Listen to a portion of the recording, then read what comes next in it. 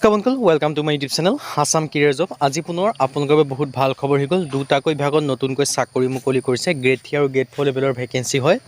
8 পাছ হওক, 10 পাছ হওক, 12 পাছ হওক, ডিগ্ৰী পাছ হওক, সকলোৱে এপ্লাইসমূহ কৰি ল'ব পাৰিব। APSC আৰু DSS বিভাগৰ ভেকেঞ্চিখিনি মুকলি কৰিছে।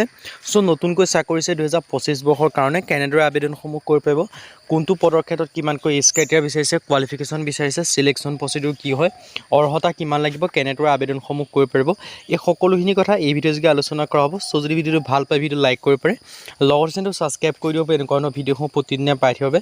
আৰু আমাৰ হোৱাটছআপ চেনেল ভিডিঅ' ডিছক্ৰিপশ্যনত দিয়া আছে, তাত গৈ ফ'ল'টো কৰি দিব পাৰে। তেতিয়া আপোনালোকে ডেইলি জবৰ আপডেটসমূহ পাই থাকিব পাৰিব। আৰু ভিডিঅ'টো যিমান পাৰে সিমান বন্ধুৰ মাজত শ্বেয়াৰ কৰি দিয়ক। আহক আজি ভিডিঅ'টো আৰম্ভ কৰোঁ। ইয়াত আপোনালোকে দেখিব পাৰিছে পোনপ্ৰথমে যিখিনি গ্ৰেড 4 লেভেলৰ ভেকেঞ্চি মুকলি কৰিছে সেইখিনি ডিছকাছ কৰিছোঁ। সেইখিনি মুকলি কৰিছে APSC ফালৰ পৰা এবাৰ পোনপ্ৰথমভাৱে গ্ৰেড 4 লেভেলৰ ভেকেঞ্চি মুকলি কৰিছে। আপোনালোকে দেখিব পাৰিছে চতুৰ্থ বৰ্গ অসম লোকসেৱা আয়োগৰ কাৰ্যালয়ত ভেকেঞ্চি মুকলি কৰিছে। পদৰ সংখ্যা আছে 20টা। এইটো গ্ৰেড 4 লেভেলৰ ভেকেঞ্চি হয়। তাৰপিছত আমি যিখিনি গ্ৰেড 3 লেভেলৰ ভেকেঞ্চি মুকলি কৰিছে সেইখিনি কথা ডিছকাছ কৰিম। পোনপ্ৰথমে গ্ৰেড 4 লেভেলৰ ভেকেঞ্চিখিনিৰ কথা ডিছকাছ কৰিছোঁ। আৰু এখন নটিছ আপোনালোকৰ 8 ছেপ্টেম্বৰৰ তাৰিখে আহিছে, মানে কালি মুকলি কৰিছে। চ' আজি আপোনালোকৰ বাবে ভিডিঅ'টো লৈ আনিছোঁ। সকলোকে আগত দেখিব পাৰিছে গ্ৰেড 4 লেভেলৰ ভেকেঞ্চি মুকলি কৰি দিছে। চ' যিসকলে আপোনালোকৰ APSC কাৰ্যালয়ত ভাগৰি কৰিম বুলি ভাবি আছে তেওঁলোকৰ বাবে ভাল খবৰ আহি গৈছে। গ্ৰেড 4 লেভেলৰ ভেকেঞ্চি মুকলি কৰিছে। টোটেল 20টাকৈ ভেকেঞ্চি মুকলি কৰিছে। আৰু প্ৰতিটো কেটেগৰী আছে আপোনালোকে ভেকেঞ্চিখিনি পাই যাব। আনৰিজাৰ্ভ কেটেগৰীত আছে আপোনালোকৰ 10টা ভেকেঞ্চি। OBC MBC ক্ষেত্ৰত 5টাকৈ আছে। আৰু আপোনালোকৰ চাহ জনগোষ্ঠীৰ ক্ষেত্ৰত IT যিটো আদিবাসী আছে তাৰ ক্ষেত্ৰত এটাকৈ ৰিজাৰ্ভেশ্যন পাব। SC ক্ষেত্ৰত 2টা আছে। ST প্লেনৰ ক্ষেত্ৰত 1টা আছে। আৰু ST হিলৰ ক্ষেত্ৰত 1টাকৈ ভেকেঞ্চি দেখিব লাগিব। টোটেল 20টা ভেকেঞ্চি আছে। তাৰে মহিলাৰ ক্ষেত্ৰত 6টাকৈ সংৰক্ষিত আছে। আপোনালোকে তেনেকৈ দেখিব পাৰিছে। অনলাইন আবেদনসমূহ 10 ছেপ্টেম্বৰৰ পৰা হ'ব 9 অক্টোবৰলৈকে আপোনালোকৰ হ'ব সমূহ লাভ কৰিব পাৰিব। আৰু শিক্ষা আৰু এই ভেকেঞ্চিকেইটাৰ কাৰণে আবেদন কৰিবলৈ আপোনালোকৰ PRC লাগিব, নহ'লে আপোনালোকৰ এমপ্লয়মেণ্ট এক্সচেঞ্জ ৰেজিষ্ট্ৰেশ্যন থাকিব লাগিব বুলি কৈছে। আৰু এমপ্লয়মেণ্ট এক্সচেঞ্জখন ফাইনেল থাকিব লাগিব। চ' আপোনালোকৰ হাতত যদি এমপ্লয়মেণ্ট এক্সচেঞ্জ ৰেজিষ্ট্ৰেশ্যন কাৰ্ড আছে তেতিয়াও আপোনালোকে এপ্লাইসমূহ কৰি ল'ব পাৰিব। চ' আপোনালোকৰ এটা ভাল সুযোগ আহিছে, এটা অপৰচুনিটি আহিছে। কাৰণ ADR-ৰ পিছতে আপোনালোকৰ গ্ৰেড 4 লেভেলৰ ভেকেঞ্চি মুকলি কৰিছে। এটা ভালে সংখ্যক গ্ৰেড 4 লেভেলৰ ভেকেঞ্চি বুলি কৈ 20টাকৈ ভেকেঞ্চি মুকলি কৰিছে যিটো গ্ৰেড 4 লেভেলৰ।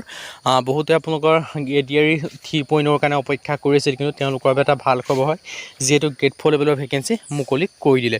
আৰু অনলাইন যোগে আবেদনসমূহ কৰিব পাৰিব 10 তাৰিখৰ পৰা। লাষ্ট ডেট হৈছে 9 অক্টোবৰ। আৰু ইয়াৰ পিছত যিখিনি গ্ৰেড 3 লেভেলৰ ভেকেঞ্চি মুকলি কৰিছে সেইখিনি জনাই দিছোঁ। গ্ৰেড 3 লেভেলৰ ভেকেঞ্চি মুকলি কৰিছে আপোনালোকৰ হেল্থ এডুকেটৰৰ ভেকেঞ্চি মুকলি কৰিছে।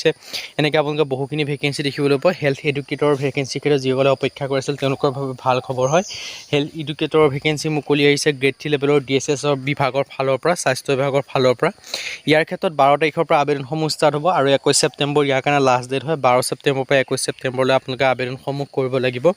হেল্থ এডুকেটৰ 78টা ভেকেঞ্চি আছে। জুনিয়ৰ এছিষ্টেণ্টৰ আপোনালোকৰ 72টা ভেকেঞ্চি আছে। বেচিক হেল্থ ৱৰ্কাৰৰ ক্ষেত্ৰত 41টা ভেকেঞ্চি আছে। আৰু প্ৰতিটোৰ ক্ষেত্ৰত আপোনালোকৰ কেটেগৰীজ ভেকেঞ্চিখিনি ভাগ কৰি থোৱা আছে। চ' পোনপ্ৰথমে আমি যিখিনি গ্ৰেড 4 লেভেলৰ ভেকেঞ্চিখিনি কথা ক'লোঁ, এইখিনি আপোনালোকৰ গ্ৰেড 3 লেভেলৰ ভেকেঞ্চি হয়। আৰু এইখন অফিচিয়েল নটিফিকেশ্যন আপোনালোকে ধুনীয়াকৈ দেখিব পাৰিছে। অফিচিয়েল নটিফিকেশ্যনৰ পৰা আপোনালোকক ভিডিঅ' বনাই দিছোঁ। হেল্থ এডুকেটৰৰ ভেকেঞ্চি দেখিবলৈ পাব। ইয়াত যিখিনি গ্ৰেড 3 লেভেলৰ ভেকেঞ্চি হয় এইখিনি ক্ষেত্ৰত আপোনালোকৰ যদি আপোনালোকে গ্ৰেজুৱেশ্যন পাছ কৰিছে তেতিয়া আবেদনসমূহ কৰিব। প্ৰতিটো ভেকেঞ্চিৰ ক্ষেত্ৰত যদি আপোনালোকে গ্ৰেজুৱেশ্যন পাছ কৰি থৈছে তেতিয়া আপোনালোকে আবেদনসমূহ কৰি ল'ব পাৰিব। চ' আপোনালোকৰ এটা ভাল সুযোগ আহিছে, এটা সুখবৰ আহিছে। চ' সুযোগ আৰু সুখবৰটো গ্ৰহণ কৰি আপোনালোকে আবেদনসমূহ কৰি ল'ব পাৰিব। আৰু এই ভেকেঞ্চিকেইটাৰ ক্ষেত্ৰত আবেদন কৰিবলৈ প্ৰতিটো ক্ষেত্ৰত বয়সৰ সময়সীমা 18 পৰা 40 বছৰ হয় জেনেৰেলি। আৰু বাকীখিনি ক্ষেত্ৰত আপোনালোকে যদি বেলেগ কাষ্ট আছে যে কাষ্ট যদি আপোনালোকে ৰিলেক্সেশ্যনসমূহ লাভ কৰিব পাৰিব। SC SC ক্ষেত্ৰত 5 বছৰকৈ ৰিলেক্সেশ্যনসমূহ লাভ কৰিব পাৰিব। OBC ক্ষেত্ৰত 3 বছৰকৈ লাভ কৰিব পাৰিব। আৰু PWBD ক্ষেত্ৰত 10 বছৰকৈ ৰিলেক্সেশ্যনসমূহ লাভ কৰিব পাৰিব।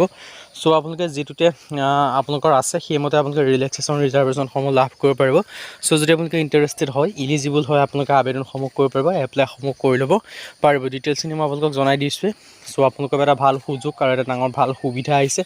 চ' সুযোগ আৰু সুবিধাটো আপোনালোকে গ্ৰহণ কৰি যদি আপোনালোকে বৰ্তমানলৈকে আবেদনসমূহ কৰা নাই তেতিয়া আপোনালোকে ভেকেঞ্চিখিনিৰ ক্ষেত্ৰত আবেদনসমূহ কৰি ল'ব পাৰিব। ডিটেইলছখিনি মই আপোনালোকক জনাই দিলোঁৱে। চ' আজি ভিডিঅ' যদি ভিডিঅ' ভাল পালে লাইক কৰিব পাৰে, লগৰ চেনেলটো ছাবস্ক্ৰাইব কৰিব পাৰে, এনেকুৱা ধৰণৰ ভিডিঅ'সমূহ প্ৰতিদিনে পাই থাকিব। আজিলৈ